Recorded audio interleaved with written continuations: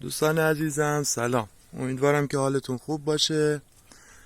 امروز میخوام که دونه تسبیح یسر رو بهتون نشون بدم که از چه گیاهی درست میکنم. اگه اینجا رو دقت کنین، این گلشه که دونش از این گیاه به وجود میاد که الان این سبز باید بذاریم خوش بشه تا بتونیم دونش رو بگیریم. اینم خود گیاهشه که رشد میکنه.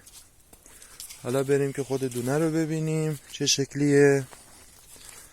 اینجا یه دونه خوش شدهش هستش که براتون میچینم.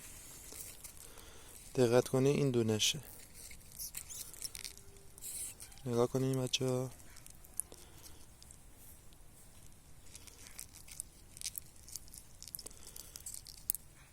یه دونه افتاد.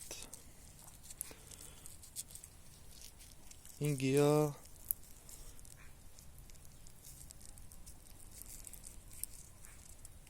اون یکی هم افتاد. اینجاست. دیدیم بچه ها؟ این گیاه دونه یسره که بعد فراوری هایی که انجام میشه مرحله به مرحله تبدیل میشه به این تسبیحی که مشاهده میکنین.